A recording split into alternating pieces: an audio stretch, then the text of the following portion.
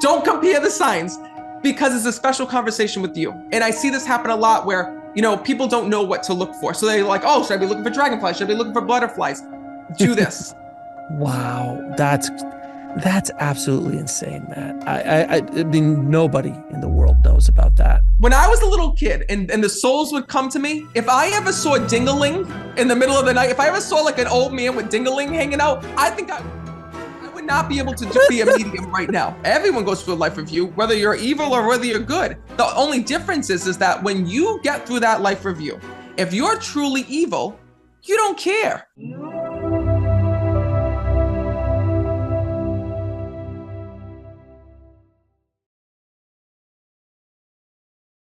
I'd like to welcome back to the show returning champion, Matt Fraser. How you doing, Matt? Good. It's great to be here with you. Thank you so much for coming back on the show, brother. Every time you and I get together, the internet seems to like it. Definitely the tribe, the Next Level Soul tribe, absolutely adores you and loves when we have these amazing conversations. So I appreciate you coming back anytime. You're always welcome. You're always welcome to come back. Oh, It's amazing talking to you. Amazing talking to you. Now, we're going to talk a little bit about your new book, Don't Wait Till You're Dead. Mm-hmm. Great title. Great title. Which a lot of people are afraid to pick up this book, Alex, when they hear about Don't Wait Till You're Dead and the life review and making changes. You would not believe the people that say to me, Matt, I'm afraid to read it. I'm afraid to, make those changes. I'm afraid to kind of delve in. And I think that when you feel that way, that means that you kind of have to. Well, it's very much like, we know that we shouldn't be drinking. We know we shouldn't be eating that pizza at midnight. We know we shouldn't be doing certain things, but it's much easier to kind of, I don't want to even think about that. I don't even want to, you should be doing investigations in certain things. You should be taking better care of yourself. You should be reaching out to that person, but there's a pain attached to that. So to think of like, oh God, if I read this, then I have no excuse. I have no excuse to not change my life or at least make some sort of changes. But if I just don't read the book, I have my head in the sand, very ostrich-like. Well, you know what? The thing is that the reason why I wanted to write it, right, is because you have a life purpose. And actually, your life purpose changes over time. And I think that that's where people, lose sight of, is that we go through really rough moments in our life. We go through challenges, we go through setbacks, we go through obstacles, right? But the thing is that you are meant to live your own success story. And at the same time, heaven is trying to help you. You have angels, you have spirit guides, you have loved ones that know what you're supposed to do. They know your life purpose. They know how to get you from point A to point B, but it's all about listening, following that guidance, and really trying to align with them to discover your life purpose yourself. Because when you align, doors open, right? When you're going down the wrong path, doors close. And you're the perfect example of this, Alex, with this show, right? Is that you started from nowhere. You came from nowhere, meaning that, this podcast just came out on the internet and all of a sudden, boom, you're doing gangbusters, right? People are finding you. People love you. People like, actually just yesterday, someone wrote to me on TikTok and they're like, Matt, I love you on Alex's show. So the thing is that what's so amazing is that, and you must think about this all the time, Alex, like, I wish that I would have done this a little bit earlier. I wish I would have discovered this a little bit earlier, right? Matt, I mean, seriously, who would have thought that this would have made sense? A filmmaker who's never had any public facing interest into spirituality, not even in my work as a filmmaker. It's not like I was making spiritual movies or anything. I was making action films because that's what I grew up with. So I wanted to make action films, and comedies and things like that. But it made no sense. Now, could I have opened it 2-3 years earlier? Maybe. I don't think it would have grown as fast because the world wasn't kind of ready for those shows, because these kinds of shows, you've been in the game long enough that these kinds of shows were not gaining a lot of traction, where nowadays it's a lot easier for a show like this to maybe get off the ground, but to have, we just hit 900,000 subs in less than 3 years. That's amazing. So that's an insane feat.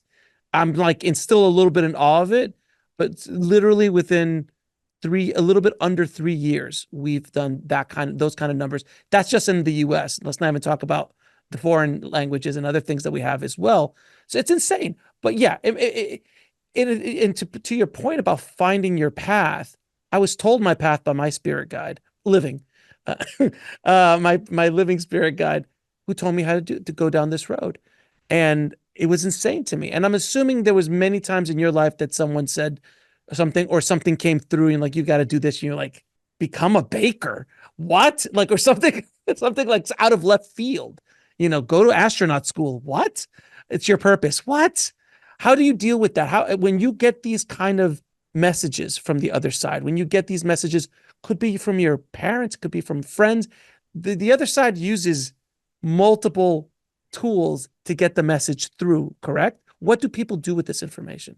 Well, first of all, the thing is trusting that information, right? The hard part is, as humans, is that we're trained to look at the reasons why something won't work and the reason why things will fail. For example, when you go towards your path towards your journey, there's 99 reasons why you might fail. And there's one reason why you're going to make it to success, right? Heaven doesn't listen to the 99 reasons why. They listen to that one reason that you're going to be successful, that you're going to make it, that it's your time right now, and that you need to go towards this. And what I want people to know is that when you align with those spirit guides, with your angels, with your loved ones, you embark on a path that's just for you. Your journey is just for you. So don't look at anybody else. Don't look to see what other people did, how other people failed, what other people's journey is. You have your own journey. You have your own recipe.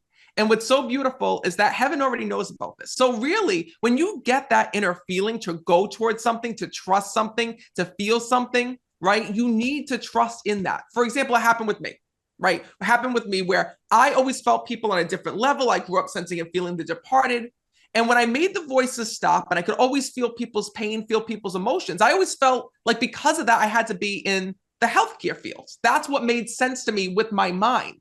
What I really didn't realize is that heaven had a completely different plan for me. And that was helping people on the emotional level by overcoming grief, by overcoming sadness, by putting them back in touch with their loved ones. So I was lost for a while. I was lost within my life. I was going down a career path that my mind was telling me this is what you're meant to do.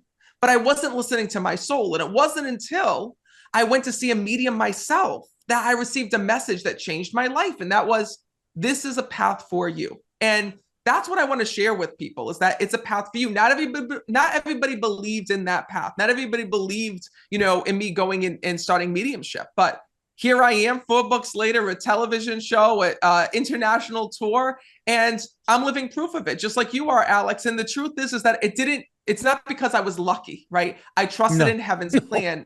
And now that I know this, I want to share this with everybody. I want everybody who watches you and I to trust in their own plan, whatever it may be, because you're born with certain talents, gifts, and abilities that you're meant to share with the world. They're God-given gifts.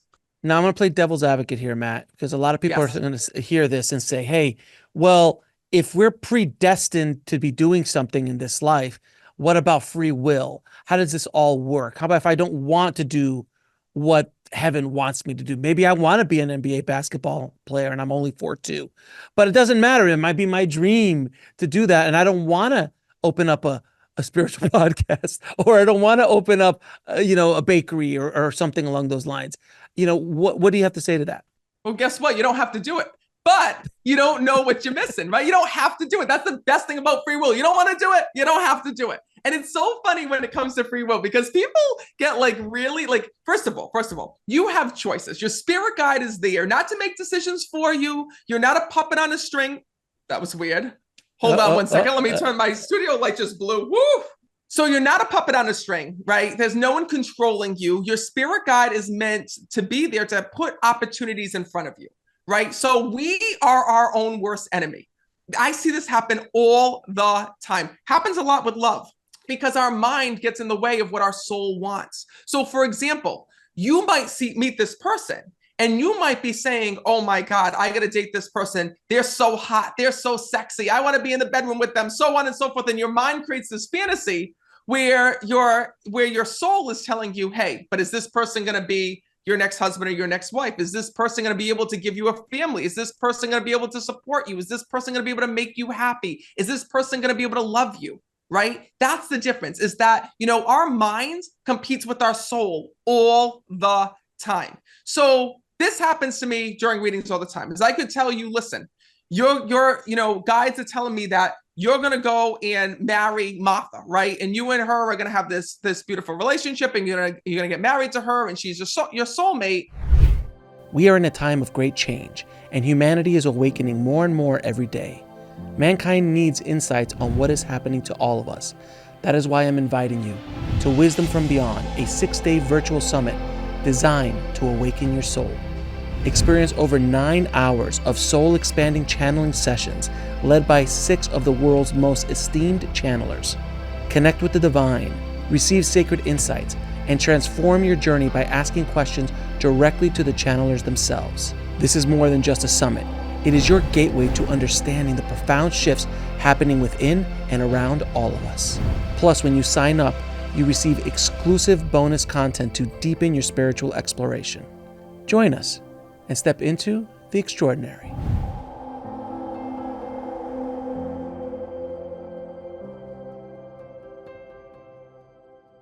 And you might be like, okay, perfect, go and get married. And then next thing you know, you cheat on her and she dumps your ass. And then you're like, what happened? What happened? This was my destiny. I was supposed to marry her. She was my soulmate. Well, you can still screw it up. You have free will, right? Is that we also have to be conscious of the choices that we're making and the direction that we're going within our lives. And we have to make sure that we're making good choices and best choices for ourselves in all areas of our life. So that's really what it is that you have free will. You have free will to do whatever it is that you want. You also have free will to screw it up. So you have to really make sure that when you're going down your pathway of life, you're helping yourself for the future. What is your future self going to thank you for? And so it is true that we always, I don't know how many times I don't know about you, but how many times in my life I was like, oh, this is the one. Oh, yes, she's going to be the one. Or, oh, this is the relationship. And when it falls apart, you're just like, but I wanted it so badly. But I wanted, like, it's not a connection. And then when I did finally find the one for me, it felt so differently.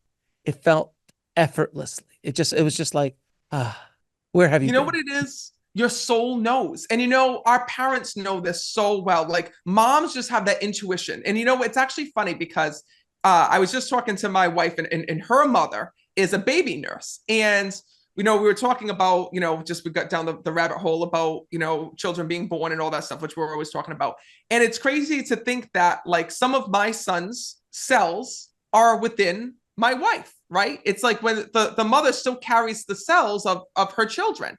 So what's so beautiful is that I believe that that's one of the reasons why moms have such a strong intuition, intuitive connection with their children, not just for that reason, it's a spiritual connection, but also because there's cells that live inside of them. And moms are always the best at knowing, right? When something's good for you, when something's bad for you, they can always tell. They can always tell even when we can't. So the thing is that, I remember when I first was dating, my mom used to tell me, you don't know what love is. You haven't. I'm like, Mom, I love this person. And she's like, you don't know. My mom told me that you're going to know it 2 times. You're going to know it when you meet your soulmate. And my mom told me you're going to know true love when you have your first child. And boy, was she right. I remember that when I first met my wife, it was like a love that I've never felt before. And then when my son was first born, it unlocked a piece of my heart that I've never felt. I've never felt a love like this in all my life. Mm-hmm. And suddenly you just get it. You understand it.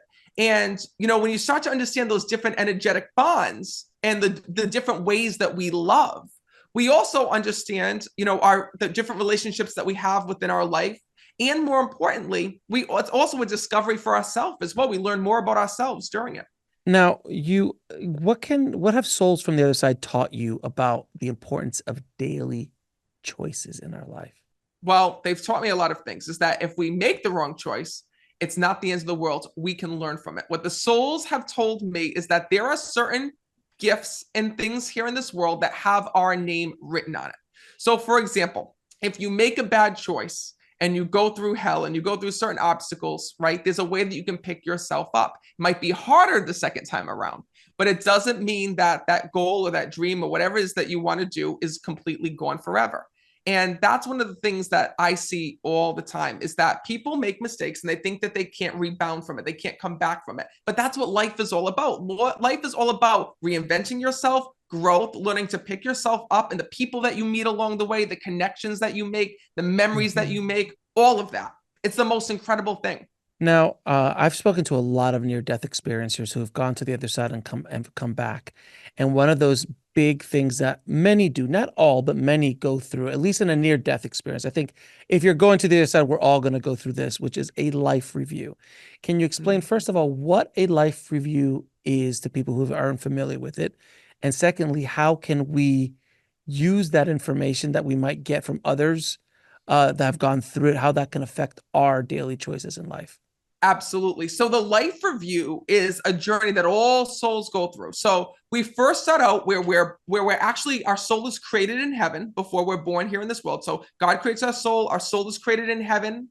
Then we meet before we're born. We meet our spirit guide, we meet our guardian angel, meet our loved ones on the other side. We're born here in this world. We go through this amazing journey within life. And then at the end of our life, we go through a life review. And a life review is really important because a life review is when all of a sudden all moments from our life come back to us. From that moment our soul was created in heaven, we see that, to the moment that we were born here in this world, to the people that we've met, to the love that we experienced, to the relationships that we've had, to the good things that we did in life, the way we've helped other people, the way that we changed other people's lives, to the bad things that we did, right? To hurting other people, changing other people's lives in a negative way. And then at the end of our life, we see what we were supposed to do, the milestones that we hit, the milestones that we didn't hit, what our life purpose truly was. And by the way, you have multiple life purposes as you get older. And then we also see the meaning of our life and how our spirit guides, our guardian angels, and our loved ones have helped us. So the reason why this is important is that, and this is a very controversial subject, is that souls do have regret.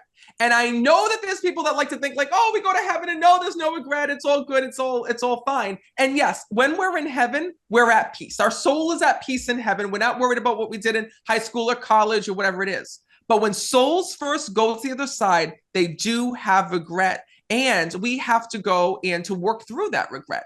For example, when souls look back on their life review, it's the most emotional thing that they've ever gone through within life.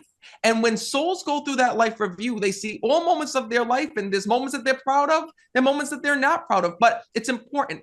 For example, and this is how you get into heaven, right? There was this man that I was connecting with, and his family didn't think that he was going to make it to the other side. They didn't think that he was ever in heaven. And when I ever brought him through during a reading, I think that they almost passed out on the ground. They were like so in disbelief it was him, because he was an alcoholic here in this world. He had left the family when his children were just young. He went down this pathway of alcoholism. He stole everything from them. When he left, he took the money. He literally he took the money, he took everything that he possibly could. He went down this road of self-destruction, found another family, disowned his family that was living. It was a horrible, horrible thing.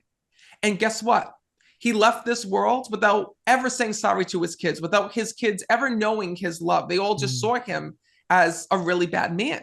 Until he went to the other side, his soul changed, because his soul saw all the things that he did. He saw how he wasn't there for his kids, the moments that his children, grew up and didn't get support from him because of the actions and decisions that he made within life.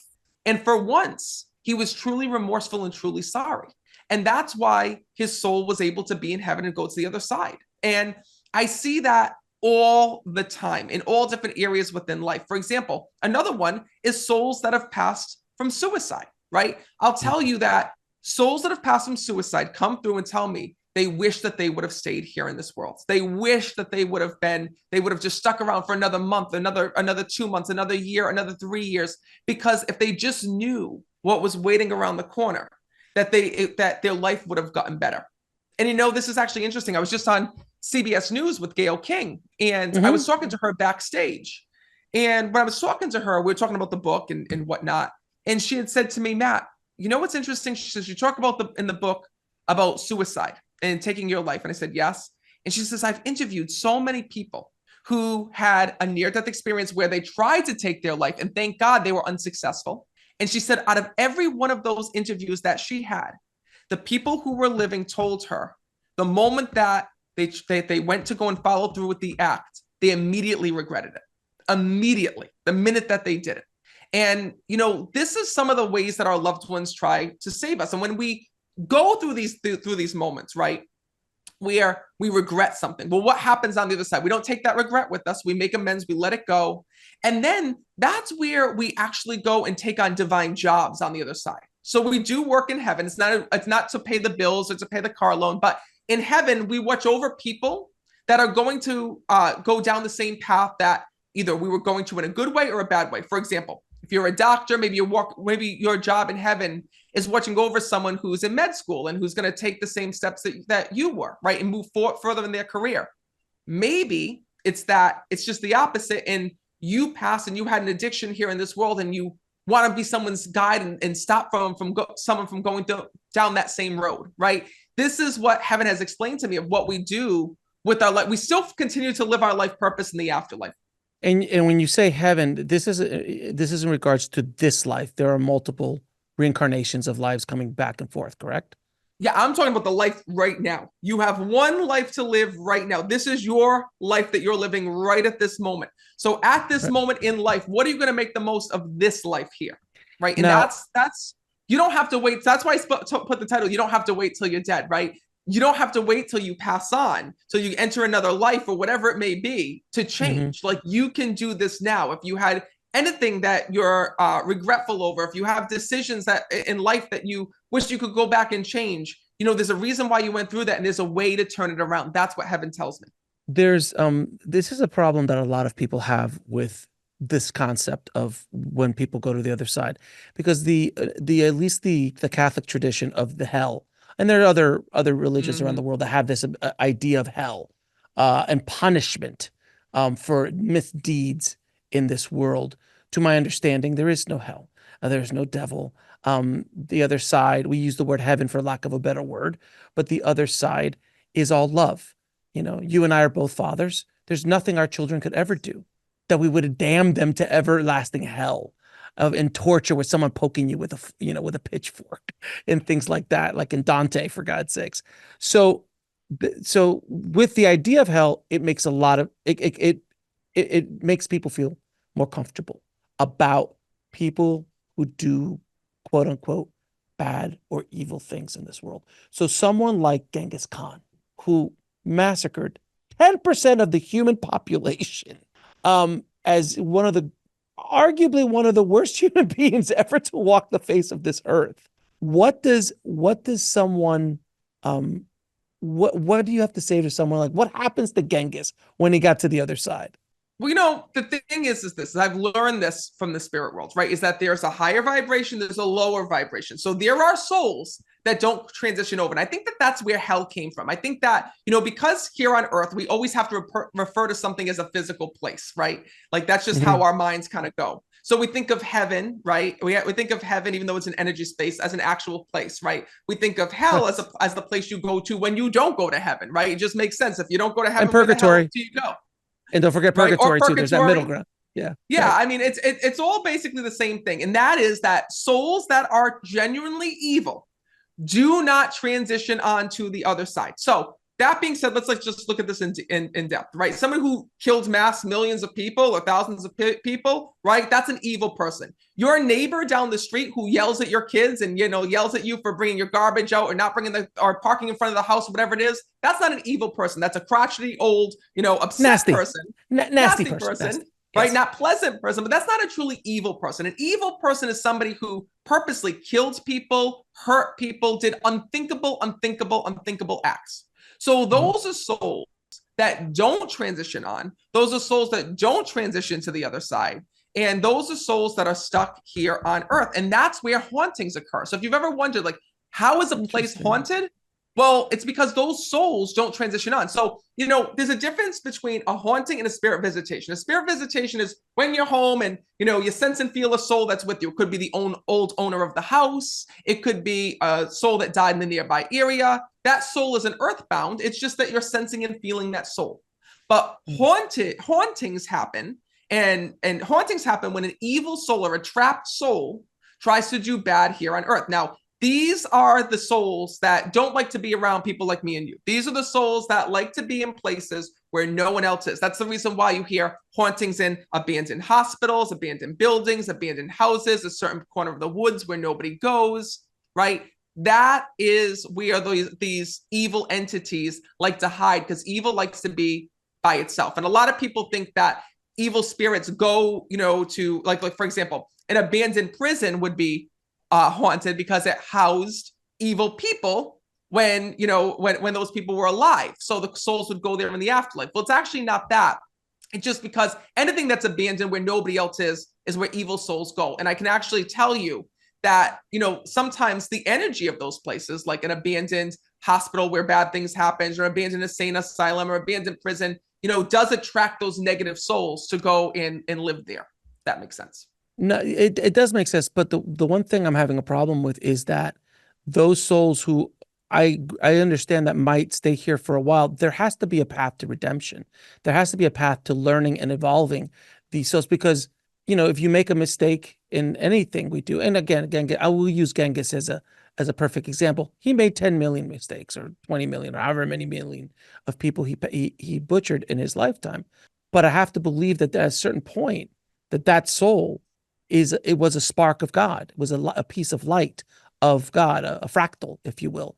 And it's gone off the path, but there has to be a place of redemption. They should have a life review so they feel all the pain. They truly understand all of that. Does that make sense? Well, they do go through a life review. Just because you're an evil Okay. person does not mean that you go through a life review. You do. Everyone goes through a life review, whether you're evil or whether you're good. The only difference is that when you get through that life review, if you're truly evil, you don't care. You don't feel that pain. That's the reason why you don't transition on. Most even people, on the other side, even on the other side. Yes. Now, okay. Listen, most people, like for example, narcissists, right? Narcissists, people who did terrible things here in this world, who disown their children, so on and so forth. 99.9% of those people will go to the other side and go, oh my God, I can't believe that I did this. Oh my God, I wish I could have told my son this, and this. Oh my God, I wish I would have done this. I wish I would have done that. If you're a truly evil person, to the point where evil changes your soul, right? Those are the souls that can't transition on. These evil souls that did terrible things will go through their life review and say, I did nothing wrong. I don't care that I killed those people. I would do it again. And I'm going to tell you something. That same thing happens with people in prison. I was watching on television not too long ago. Okay, something on Netflix, like the deadliest prisons or whatever the hell it was. And I had to shut it off because they were like interviewing these evil people, right? And like some people were like, oh yeah, like I feel bad, blah, blah, blah, blah. And then they were like there's this one guy that was on there and he was like, I don't care. I would go and do it again. Like I would kill this person. I have no problem with killing people. I'll kill this. I could kill you right now and not even care. And I'm like, I was like mortified. And that's one of the things that I see. Now, like I said, if it was something where, you did something and you were truly, truly, truly sorry about it. And like I said, not everybody's evil, right? And sometimes mistakes happen. For example, there was this one reading that I did where this, mother had lost her son, and he was driving his sister to school, was, smoking weed, not really paying attention.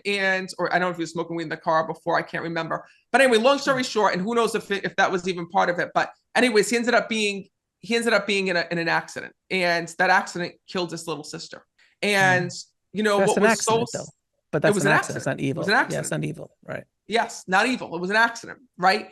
And what was so sad is that he went through this terrible, terrible pain here in this world. Till next thing you know, ended up passing of suicide, and couldn't live with what he did. And at the end of that, when I went to go and do this reading, I saw and felt that there was a God presence there that helped him to the other side. God was there. I felt that, because he already did his suffering here on earth.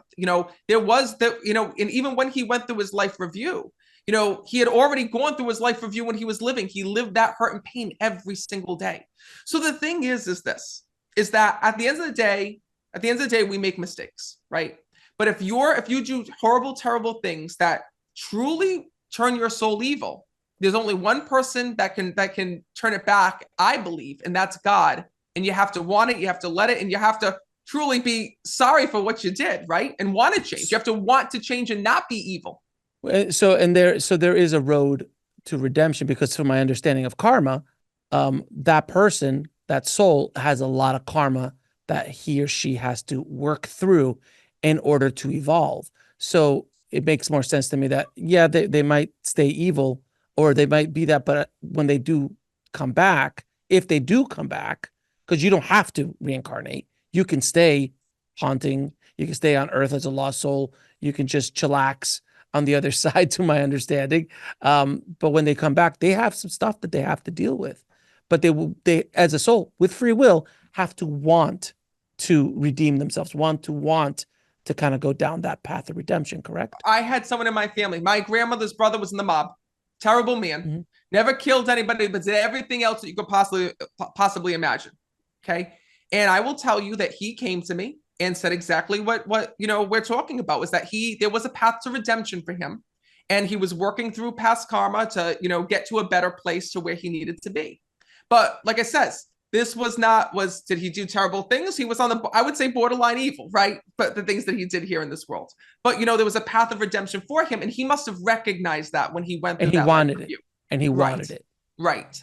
And, sometimes like I believe that this happened. I'm just thinking off the top of my head. It's actually funny. I was just thinking about this last night where like, there's some people that I believe, right, might be caught up in certain, for example, I had a client of mine. Actually, I've been doing this 15 years. I had a lot of clients and a lot of different backgrounds. I had one client of mine that was actually in a gang, and they were in a gang. They did terrible things in this gang, and they were trying to get out. And no matter where they went, this gang would still find them. This gang would try to pull them back into, the evil jobs and the evil deeds, so on and so forth. But this person still to this day is on the run from this gang, trying to get away from this gang, trying to get away. And they did terrible things, but they were sucked into that life, while they were here. So the thing is that there's some people who may have wanted to change here in this world, and maybe they couldn't, or felt that they couldn't, but in the afterlife they can. But the souls that are really truly evil, there's only one person that can help them through, and that's God. What are some of the most common regrets that souls have when they get to the other side? Oh my God, there's so many. But I think the number one regret that people have, like the number one regret that I hear from the souls, is not believing in themselves and giving into limiting self-beliefs. So for example, when souls get to the other side and they realize, if I just did, use my talent, skills, and abilities, and I didn't worry about what this one was saying, what that one was saying, if I didn't have the anxiety, the fear, the worry, if I didn't bring myself down, I could have brought myself up. And that's the one thing that people show me when they pass on, is that they realize when they go through the life review, it's not all bad. They realize their talent, skills, and abilities, and why God gave them these gifts, what they were supposed to do with these gifts. And they also see during that life review how their life would have been different if they leaned into those gifts. Like, there's so many people that I talk to every single day that are talented singers, songwriters, writers, mediums, you name it, healers, right? And they're too afraid. They're too afraid to get up there on stage. They're too afraid to sing. They're too afraid to use their gift. And that's what the souls share with me from the other side, is, oh my God, if I spent less time worrying, if I did this, that, or the other thing, it would have been completely different. And that's one of the things that I see all the time. What is a way people can connect to their purpose in this life before it's too late? So the best thing is that your life purpose is something that is connected only to you. And there's something that you do that you're good at that nobody else can do. And, to answer the question of what your life purpose is, it's really answering the question of what comes naturally to you. Have you always been a natural problem solver? Have you always been really good with numbers? Have you naturally been able to sing and carry a tune without any lesson? Have you been naturally good at working on cars? What is it that you have naturally aligned with, right? And if you could, another way to look at this is, if you could do a job and or if you could do a hobby and make money from it, what would it be? That's really the key question, because a lot of people say, oh, I wish I wasn't, I didn't have to work as a plumber. I wish that I could do this instead. Well, what is that this? What is it? If I could tell you that you could make money, living your hobby or living what you truly love to do, what would it be? And if you can answer that question, you're close to figuring out what your life purpose was. For example, for me, being a medium, this started out as a hobby. Right? Helping people. I loved helping people. I worked a full-time job. I worked as an EMT. I worked for the World Trade Center in Boston. And the minute I would get out of work, I would go and I would read people and do readings and parties and all these things. And I'm saying to myself, like, I used to say to myself, imagine if this could be my job. Like, imagine if I could just do this all day long, because I love it. I love what I do. I love doing this work. And I didn't realize that it could be. Right. And that's why I want to teach people here in this world that when I discovered that this could actually be my job and I could do this, oh my God, I every day, like, I was just having this conversation, 2 days ago where somebody said, what's your hobby? I'm like, my job, my work. And they're like, well, it's work for you, isn't it? I'm like, no, it's my life. I love this. I live this. I breathe this, Yeah. and I genuinely love what I do. So the thing is that what is it that you like to do? How can you use that to help others, right? How can you use that to enhance the world? That's how we start to figure out what our life purpose is. And our life purpose changes over time. And I'll tell you, in 20 odd years of being an editor and being in the film industry, I probably can count on one hand how many projects I was happy doing. It was something I was very good at, but it wasn't what I'm supposed to be doing. And someone was telling me all along that this is a skill you'll need, but it's not something that is your life purpose. But here, every day I've been happy. Every day I love talking to people like you and sharing and helping people. It is something I fell right into, and I was just like, But Alex, do you see how it's on a parallel though? And this is what's really cool with like looking at life backwards, right? Is that like you were an editor, filmmaker, okay? Now you're and you were kind of lost, right? That wasn't what you really wanted to do. You weren't really sure what to do. Now you're doing this podcast that you love, that you're having so happiness. You were already on the track. You were just on the wrong track. You were still on the train, just on a completely different track, right? So it goes hand in hand. Same thing with me. Like, because I felt people on a different level, because I wanted to help people heal, I thought it had to happen on the physical level, which is why I became an EMT. It's the reason why I worked at the World Trade Center in Boston. It's the reason why I wanted to help people with their physical wounds. Little did I know that, what I really was meant to do is help people on with their emotional wounds. So it was the same thing, but different. Well, how many people are watching us right now and are doing the same thing, but different? What is a skill or talent that, you use that's a part of you, but you're just not happy in, like what you said?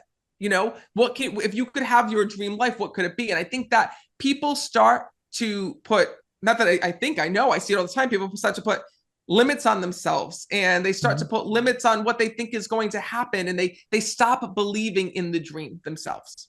Now, what is the biggest misconception or some of the biggest misconceptions about the life after death?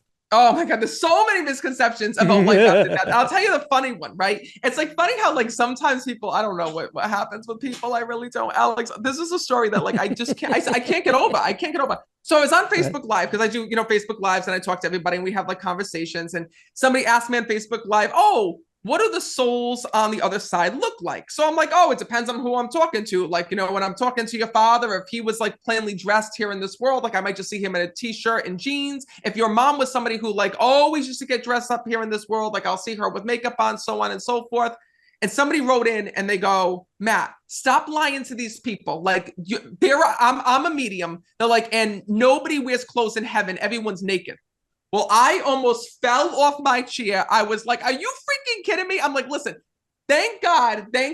When I was a little kid and the souls would come to me, if I ever saw ding-a-ling in the middle of the night, if I ever saw like an old man with ding-a-ling hanging out, I think I would not be able to just be a medium right now, okay? If I saw like an old woman coming in with her titties out in the downstairs, I don't think I would very like The Shining. Literally, there's a scene like that in The Shining. I've never seen The Shining. What is The Shining? The Stanley Kubrick film with Jack Nicholson. Wait, there's a scene where someone's naked? There's literally a scene of an old lady in a bathroom coming naked and grabs him. He starts off as a beautiful woman, and he's hugging her, but the second he turns, she's an old lady with scars, and it was not. Look, you're terrified. You haven't even seen the movie. Well, listen, this is probably where people get it from. This is why we can't watch movies, okay? We can't watch these shows because then people get these things in their mind, and then next thing you know, everybody thinks that everyone's naked in the afterlife. Like I was like mortified. I was like, and I had to like think about this, and I'm like, listen, thank God I've never seen that. Well, it makes no sense. It makes no sense. You can't be naked in the other side, because the other side, you're not. This is one of many avatars that we can incorporate. Absolutely. I don't want to get into the whole, there's 1,000 billion universes out there around, or galaxies besides ours. We are a very small one. There's many inhabitable planets that we know, billions literally of inhabitable planets. It would be insane literally insane to think that there's no life in the universe. So Absolutely. from what I understand, I'd love to hear your thoughts that this is not the only planet we can come and play in and learn in. There are other ones at different levels of evolution, some much more spiritual. I think we're pretty close to the low end of density from my understanding, and please correct me if I'm wrong. And there are multiple kinds of beings that we can be around the world. This is what I hear from the other side from all the conversations I had, which makes absolute sense to me. What do you think? Oh, absolutely. Absolutely. And, I think that it's also about while you're here, learn as much about this life as possible. One of the things that I've heard and that I learn all the time from spirit, which I absolutely love, is that when we get to the other side, there is something called universal knowledge. So that is that everything that you're thinking, seeing, learning, experiencing here on earth, when you get to the other side, we share that information. It's just like AI, what we're seeing right now in the world of AI. Everything, all of the hundreds of years that we put into textbooks that has made its way online, it made its way into Google, online, on the internet, right? All the books, everything is now incorporated in AI. AI is a collective knowledge base of everything that's on the internet, right? So you can type something into AI very quickly and get an answer. You can type in, how many gallons of water do I need for such and such a swimming pool, and the answer automatically comes. You can ask it, how are cancer cells formed? How does this happen? How does that happen? And the AI will come in seconds and give you that information. Well, where does that information come from? Ultimately, it came from us. It just didn't appear from the internet. Through our own experiences, through our own learning, through our own research, through everything that we've done, we filled this internet. We filled books. We filled all of these, databases and sources to better the world, right? We can find answers to questions. We have times tables and mathematics and all of these things. Well, once we get to the other side, we share that information. So everybody in the spirit world has access to one source. So, for example, there is no school in heaven where you learn, what happened what happened with the pilgrims or what happened with Columbus. That information. You have access to it in the spirit world, and that's why the souls are so wise when they go to the other side, even if they were not wise here in this world. Would that be the Akashic records as well, like a kind of Yeah. universal computer, if you will? Definitely, definitely.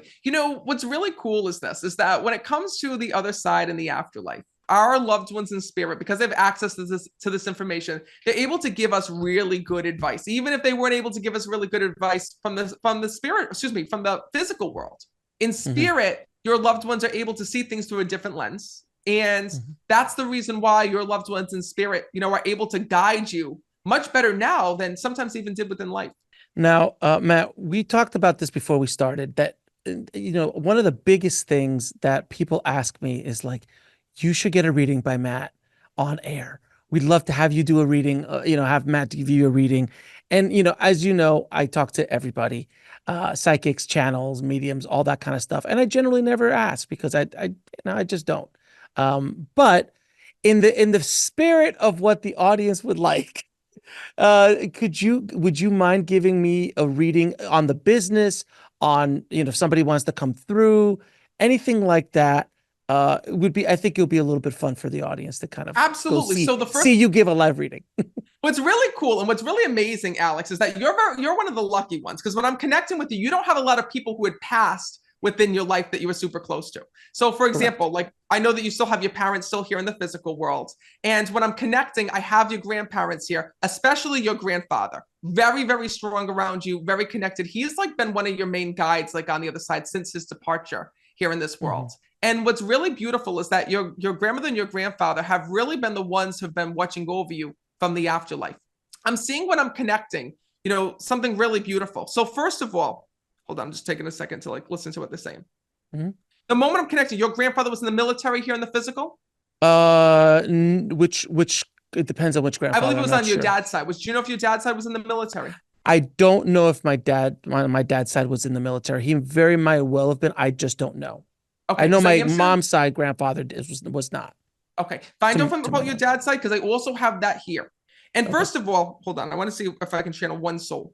And what I'm doing right now is I'm closing my eyes and I'm asking the soul, like, who does he really want to hear from? Or who does he really need to hear from right now? And the moment that I'm connecting, I have your grandmother here. So is that the one that you felt closest to? Yeah, I have two grandmothers, but I have a feeling I know which grandmother it is. It's on your mom's side that had passed. That's the one. I know. Because when I'm connecting, you got to remember when you first connect to a medium, everybody comes rushing to the front of the line. So there's all these souls that are here, right? Meaning that there's people that you knew, people that you weren't really close to, but knew, right? And then when I was connecting, I just asked, okay, everyone step aside, show me the one person he really wants to hear from or like really is connected to. And it's your mom's mom. She's the one Okay. that's here. And I gotta Yes. tell you, her fondest memories of you were back when you were child, back when you were younger here in this world. Because tells me that you gave her another reason to live here in the physical world. She shows me that I don't know if that your mom and your dad just lived busy lives, but she tells me many times she would take care of you and like be there with you. And she says to me that those moments of when you were younger were what really meant everything to her here in this world. She actually tells me when I'm connecting with her, she just showed me recipes. Like there's still recipes your family kept of hers or still has, Mhm. she's showing me. Is that true? Mhm. Yeah. Because she's bringing that up when I'm connecting. And she's also telling me, she goes, Matt, this was my thing. She goes, I just love taking care of my family. And when I'm speaking to her, I got to tell you, this was a woman who had suffered before her passing here in the physical world. Because the moment I'm connecting with her, she's making me feel all of this pain within my body. But you know what's Mhm. so beautiful is that she did not show it. Your grandmother was the type of person where even though she was having issues within her body, she tried her hardest to live every day, to do her own thing, to still cook and clean and be independent by herself. She says, Matt, I didn't want my family to have to worry about me, she tells me. Very true. Very, very She's true. also telling me when I'm connecting, there was also a child that didn't make it here in this world as well. Do you know Uh, if that she lost a child, if there was a miscarriage? wow. Yes. I just discovered that recently. My mother told me that there was a holy cow, Matt. That's crazy. She just said to Uh, me, she just showed me this little baby in spirit. And she said to me, you have to let him know that I have this soul here. I have to let him know that this soul is here. that would have And been this, would have been an uncle of mine. she shows me. So that would have been her child. Yeah, so it would have been my Because, mom's brother. yeah, because when I'm connecting, do you know that your grandmother just said to me, I didn't talk about this soul, but my soul No. always searched for him. And she says to me when I'm connecting that this was something that always remained in her mind. And your grandmother just showed me something beautiful. She showed me what her transition was like to the afterlife. And your Okay. grandmother shows me that when she died and she left this world, she saw that baby there. And when she saw that baby, immediately she knew that heaven was real. She says, at that moment, she goes, I couldn't believe it. All I could see was that soul. Wow, that's absolutely insane, Matt. I mean, nobody in the world knows about that. Yeah, it was. She had there was an issue with that baby, before my She mother tells was me, born. she tells Before me my there was mother an was born. issue with the, I'm going to tell you everything because this is a really important message. She tells me there was an issue with that baby actually forming and developing here in this world. And when I'm Really? connecting, I kept hearing there was an issue with this child's organs. That's what I'm hearing. Mm, And you know wow. what's really weird? She also just said to me that she almost wasn't able to get pregnant or there was an issue with pregnancy with her afterwards. hmm So really it was amazing that your mom was actually born hmm because hmm I she just showed me and told me in my ear that doctors had told her that there was no way like that she was going to be able to have another child or get pregnant again. Like it could have put her at risk and the baby at risk. And thank God that didn't happen. It did not, obviously, or else we wouldn't be having this conversation right now. Maybe on the other side, but not at this side. That is remarkable. Yeah, that's very true. I did not know any of that stuff. I know my mom's going to be watching this episode, so she's mom, you're probably crying right now. So Did your I gotta ask you, did your family also have a garden? All I keep seeing is visions of gardens when I'm here as well. yes, there was. No, I wouldn't call it a garden, but there was foliage outside where we used to live. No, no, it's not foliage. I feel like I keep seeing these visions of like tomato plants. No one had tomato plants or had the I was too young. I didn't okay. have anything like Find that. out because Yeah. I'm also seeing that when I'm connecting with your grandmother as well. Oh, So oh no, no, no, no. That might be in Cuba.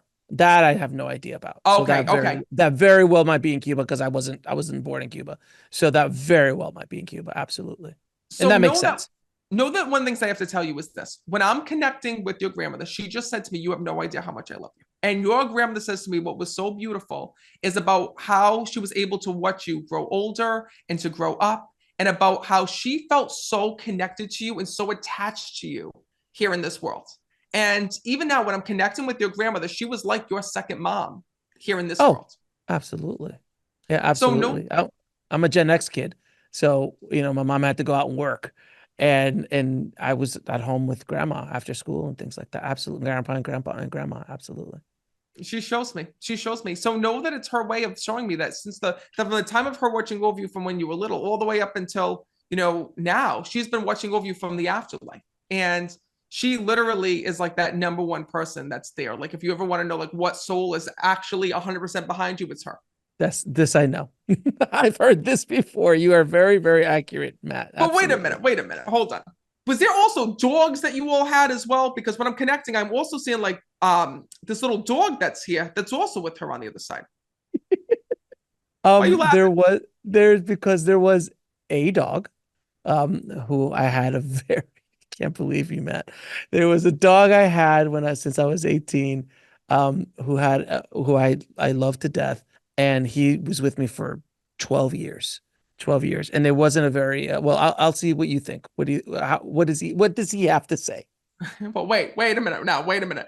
All I know is that dog's there with your grandmother. She showed me she's got all the pets that are there. And then there's also showing me like at the end, did you not want to put this dog down? Was like there was like an issue with like the dog pissing? I keep saying like a peeing issue with this dog. It wasn't a peeing. It was, yeah, What do he's you mean it wasn't a paralyzed. peeing issue? I see this dog like pissing He all over heaven he when I'm connecting. he was paralyzed. He was Okay. paralyzed from the waist down. So he had to, That's why. Hello, pay attention. So you have to carry the dog and make it and let it go. yeah, well, no, he either diapers or he would have to go outside. Yeah. That would And be and we'd why, have to because your care. grandmother's telling me this. And when I'm Yeah. connecting with her, she was showing me like that there was an issue, Well, like you. So the dog was paralyzed. So you actually had to go and like lift up the dog and bring the dog to pee or put diapers on and all these things. Know that that would be yeah, why. when I was in my 20s, yeah, I did all that. I love my dog. Yeah. Wow, Matt. I can't believe that's coming That's through. amazing. Yeah, it was that's remarkable. Yeah, he was it's actually really funny. The moment he met my wife, about 30 days, I brought him, I introduced them while we were dating, and the next day he left. The next day he's like, I'm out of here. He's finally got someone else to take care, to kind of work Mm-hmm. with him and guide him and help him. It was oof, very, very sad, but it was probably overdue. Let's just But say you know that what? he This was is what moving on. happens. Our animals do hang on. I just did another reading with this with somebody, actually a very, very famous person. And they had that same situation where they had these two dogs that they absolutely loved, that they absolutely cared about. One dog had passed, and the other one, the dog saw how, his parents were just so upset and so distraught over that first dog dying that he hung on way beyond his years, right? Until they had their first child. And immediately, like right before that child was born, like the week before that soul was born, he left. As if to say, like, don't worry about me, don't worry about my health. You're gonna be sad, you're gonna be upset, I'm gonna die, but you have this to look forward to now. And it was a death that they were easily able to get over. We never get over a death, but we're easily able to move on from because they had this new beautiful baby that they were, welcoming into this world. So what's And so beautiful is that, just like our loved ones can hang on till they get to say goodbye to a certain person or see a certain person, so do our pets. yeah, and that's exactly what happened. I had a beautiful new relationship with my wife at that point, just starting out to help me deal with the grief of losing my best friend at the time. Without question, I loved my dog. Wow. Who else is there, Matt? I'm sure you have a Well, you have cavalade of both sets people. of grandparents here. You have like aunts and uncles that are here that I'm seeing on the other side as well. Like you've got a lot of people that are here that are connected to, but these aren't like people that you were like the closest person that was to you was your grandmother, then your grandfather, so on and so forth, right? So like what happens is that the souls that were the closest to us here in this world are the closest to us in the afterlife. So like Hmm. even when I'm here, I'm even picking up on people from your wife's side of the family as well. Because what's beautiful is that when you marry your significant other, you don't just marry them, you marry the dead relatives too. So like even like they can come through. And how many times do I do a reading and I'll be like, oh, so and so's here. And they'll be like, oh, like how did you know that? Or that's with my husband.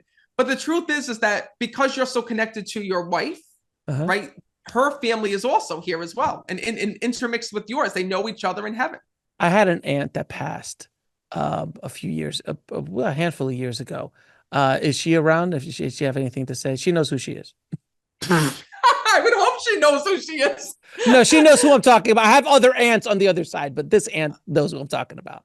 Yes, they're here. But like it says, the one person that's the closest to you is your grandmother. Like that's the soul that has the message. So all your love, like when I see the other side of all your loved ones, like I'm here for him. I'm here for him. Absolutely. Like there's a ton of people that are here for you. Right. Okay. But the thing is that when like there's usually one, like the souls that come through are the souls that have the messages, right? That want to have something to say.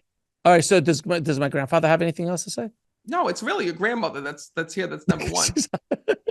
Does anybody else have anything else to any other messages for me? No.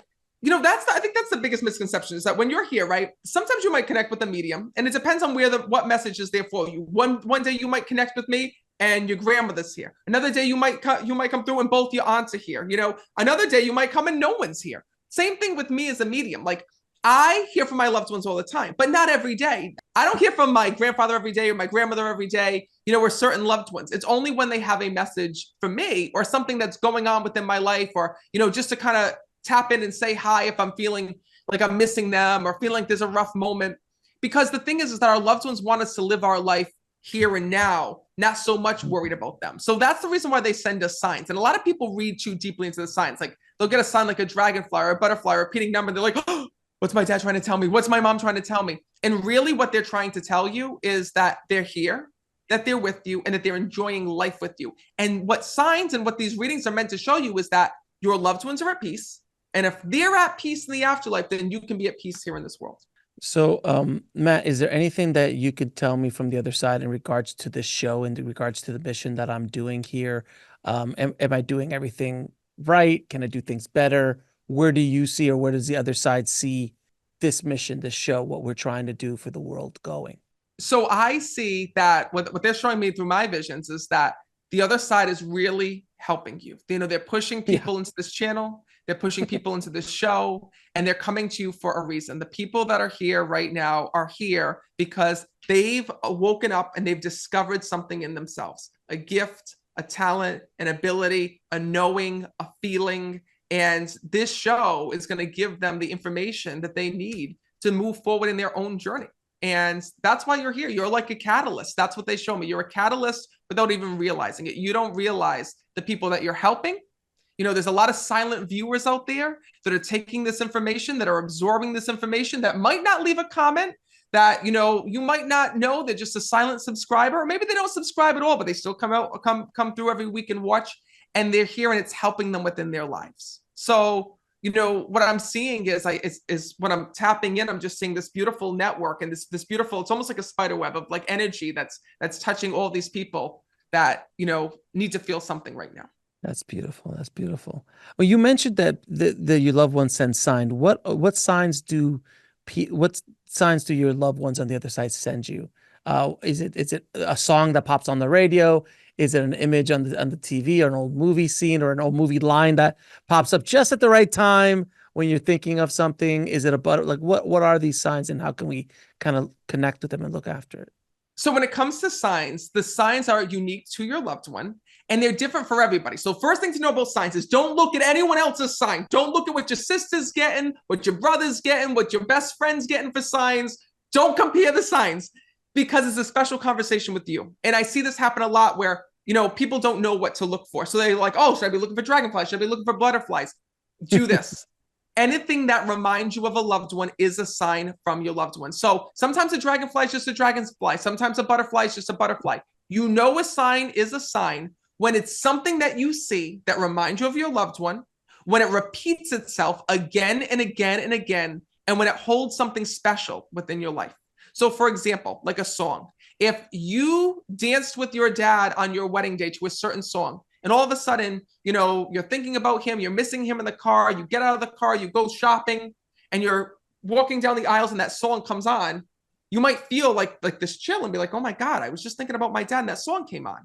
And then all of a sudden, it might be that you get home, you're unpacking the car, you turn on the television, and there's a commercial on with that same song, and you're like, wait a minute, that's twice in one day. And the next thing you know, the next day you might wake up for work and you might get in the car and it's on the radio. This is what I mean, is that heaven won't just send you that one sign. They will show you and reaffirm that it's really there by the repetition and really hitting you over the head with it to show you that they're there and with you.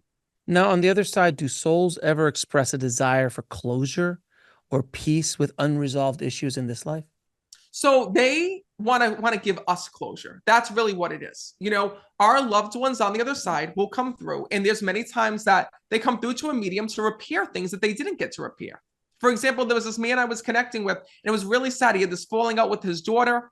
Actually, the video's up on my YouTube page. He had a falling out with his daughter, and they had this really tough relationship where he disowned her to the point where at the end of his life, he went a step further where she wasn't mentioned in his obituary. She wasn't mentioned. Yeah, she wasn't mentioned in his obituary. He literally had gone and taken her out of the will. He had another wife and another woman with other kids. They were rolling and she was out. And when he went to the other side, he realized what a terrible mistake that he made. And unfortunately, there was nothing that he could do, right? He couldn't just come back and change things around. But after he saw how much he had hurt her and how even he was hurting her, even in the afterlife, that was something that was so sad and so tough. But I can tell you that, the moment that he got to the other side, he tried to make a difference. He tried to change it around. And the way that he did this was by coming through and telling his daughter how truly sorry that he was and asking for her forgiveness. Matt, when you were doing my reading a little bit ago, you said that there was a crew of people or souls that came through, all my relatives, but you don't see spirit guides or angels or anything like that, or do you sometimes? Do they come through ever? Sometimes. Usually, if I see spirit guides or angels, now this is just me. When I see them, it's because usually you don't have family members that you were close to that could come through and speak. Or two, if you're really going down the wrong path, like angels and spirit guides usually appear when someone's like really having a hard time. Like maybe they're going through a really hard battle with their mental health. Maybe they're contemplating leaving this world, something like that. That's like the kind of like 911 rescue readings that I see where like, the souls will kind of come in and help to re-guide that person. Now, what is the process of, when you just said, okay, hold on, and everybody was there. How is that? Like, do you send out a message? Is there a fax? Look at how old I am. Is there an email that gets sent out to everybody? Hey, Matt's going to go on Next Level Soul. And Alex is going to ask for live reading. Anybody who wants to show up, this is the time. How does that whole thing work when people come flying in? How do they know you're open for business for me at this specific moment? Well, first of all, I'm always open for business. I'm a medium. But second of all, it's like the 24-hour pharmacy, right? I'm always open. But when it comes to you, like for this reading, what happens is that when I first, like as I'm here with you, I sense and feel souls with you. And then when you ask me if there was a message, what I'm doing when I close my eyes, I'm asking questions. Okay, who is it that he was the closest to? Who is it that he really wants to hear from? Who is it that, he can validate right now is here? And then, what are some memories that you had? Who are you there with? And I'll ask, what is your name? And I'll ask the souls these questions. And then the souls determine what they respond based on, what your soul needs. Right? Some souls are very specific. And when they come through, some souls have really deep messages. Some, like from your grandmother, are really light and heartfelt, right? It all depends on what your soul needs at that time. So these are like, you're walking around basically with a gang of souls with you at all times, essentially, if they're close to you. And I think it's very difficult for people to understand that, like, they don't have to be in one place only. My aunt could be here, but she could also be living another life in another time. She could be all over the place. From my understanding, there's no past, no future. It's all happening at the exact same time on the other side, if you will, and in this, experience. So that's why Jesus is the hardest working man in show business. He's always at everyone's near-death experience. How can he be? Because we're thinking physical. He's running over here. Oh, I'm late for John's near-death. I got to run over there. Oh, I got a reading. Someone needs me over here. Matt's doing a reading. I got to run over there.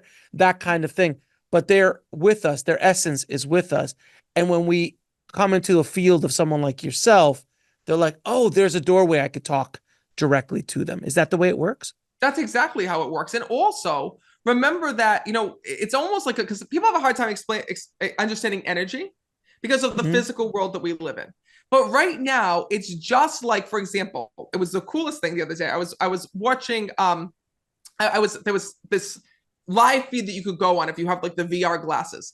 And there was this person that was walking through London at the time, and you could put on the glasses and you could be there. And literally it was live happening right now. Like you could turn around and you could see the people eating, and like it was happening live in real time. I was there. I was there, but I was not there, right? I could put on these glasses and boom, I was there in London, looking at everybody in real time, eating, drinking, whatever, even though my body was here. Well, that same thing happens with your soul, right? The same way that it's kind of like interesting. Like right now, you can turn on the television and you can see what's going on anywhere in the world right now at this exact moment, right? Mm-hmm. And that same thing happens with your loved ones in spirit. It's really no different. The only difference is that they don't have to physically be there. Just same way that we can flip on the TV and just see a place and see what's happening anywhere in the world. Your loved ones can do that because they're energy. They're not stuck to a physical house or a car or miles. Now, and then if I walk into a session with you or with a medium and I go, you know what? I really want to talk to Robin Williams, not because I was a fan, but because I might have met him or I knew him in passing or we worked together, but he wasn't super close to me. Is that something? And you go, hold on, Robin, are you here? And then does Robin come in? How does that work? You can request a soul. Absolutely. Yeah. You can request a soul. Actually, me and my mom are doing something really exciting. On Halloween, we're going to be doing like a psychic seance, and we're going to be trying to request souls that we're going to be trying to request, celebrities that have passed away, like, Michael Jackson and some others, to see if we can kind of get answers. Will it work? I'm not sure. Right. But I'm thinking that while we have everybody there, because there's a lot of psychics and mediums who follow me, obviously, that if we're all there and we do this seance together, that these souls, might appear, might have something to say. So, every day I'm learning about my gift. Every day I'm learning new ways to communicate, new ways to talk, new ways to, receive messages from them. And they're also learning a lot about us. They're also learning how to get through to us as well. But, always remember this one thing. Remember that souls come through when there is a specific need for you. So, for example, there was this one man that I was connecting with. Oh my God, I felt so bad for him. So he was at a show. And I don't mean any disrespect when I say this to other mediums that are on there, but obviously I'm real. I got to tell you, what I feel. There was this man that came to my show, and oh my God, I'll never forget this. And he was like, Matt, he's like, do you ever do like celebrity readings? So I'm thinking, I'm like, yeah, I've read for Jenny McCarthy, Donnie Wahlberg. And he's like, no, like celebrity readings of people who had died. So I'm like, oh, what do you mean? So he's like, oh, every week he's like, I pay the psychic. He's like, and I have this whole notebook. And he showed me like this notebook. And he thought I was going to be like genuinely interested in this. He's like, of all these celebrities that I've contacted, he's like, I've talked to Marilyn Monroe, Frank Sinatra. He's like, every week I pay and like these celebrities come through. And I'm saying to myself, listen, there's no friggin' way, because the thing is that like, yes, okay, we can contact the dead, we can contact souls, but souls come through for a reason, right? They come through to help you. Maybe they didn't get to say goodbye. Maybe there's something they have to warn you about. There's something they got to say. Not entertainment. Right. Like Joan Rivers isn't going to come through, right, and start doing jokes on the other side. Now, darling, I'd like to perform for you today. Right. Now, let me tell you something. The one time I did do a reading and Joan Rivers came through, but the person knew her. They worked with her. And, obviously there was that connection that was there. But, like I can't just sit in my bed at night and be like, Marilyn, how you doing up there? How was it? What was it really like, living life? There has to be a connection to you. There has to be some type of a connection to you and to your loved ones. Now, what do you believe is the ultimate lesson that we're meant to learn here before we cross over? So I believe the ultimate lesson that we're supposed to learn is our life purpose, right? That we are meant to do so much more than we think, and we are doing much more than we think. That you might think that you're not making an impact in this world because you're not doing something big. How many people come to me and they say to me, Matt, I feel like I'm supposed to be doing something big, but I'm not sure what. Well, you are, and you might not even realize it. Like, for example, Alex, one day when you go through your life review, may not be for many years, you're going to see just how big this show was. You're going to see how you went. And I know you see it today with people, but you're really going to see it, like I said, because there's silent followers, silent subscribers. It's numbers. Silent it's just people, numbers. Yeah. Right? Who, you don't know. Well, no, there's fans on here, like diehard fans that love you. No, there's no question. But when you see these millions of downloads, it's hard for me to even wrap my head. They're like, oh yeah, it's 1 million people. We had 1 million. Like our first episode is near 1 million views. And you get kind of desensitized to it as a person, like a YouTuber or someone looking on YouTube or something like that. And you're like, oh yeah, it's 1 million. That's a really great episode. It's 1 million people that thing touched. And then God knows how many people around their circle was touched by the experience of that episode, just by them knowing about it or hearing about it or growing. It could have rippled to tens of millions of people. And that's just one episode. So and I'd rather not think that way because then it's harder to do the work. Yeah, It's kind of like when you step out on stage, you're like, I don't want to know there's 100,000 people in the audience. I want everything to be dark. exactly. I want everything to be dark and let me do me. So the thing is that when you go through your life review, you're going to see like, oh my God, I didn't even know this person existed, but they found you, they saw the channel, and you inspired them to do X, Y, and Z. So everybody who's watching this channel right now is doing that. You have been a catalyst to someone and you don't even realize that you did it. You've helped someone in some way and you don't even realize it. It could be as simple. Let's just talk about as simple as you smiling at someone.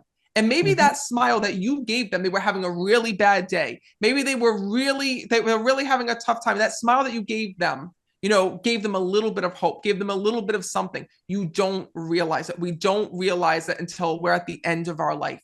And that's what's so amazing is that right now it's really living the best life that you possibly can. Living our life that's I can't say this last part.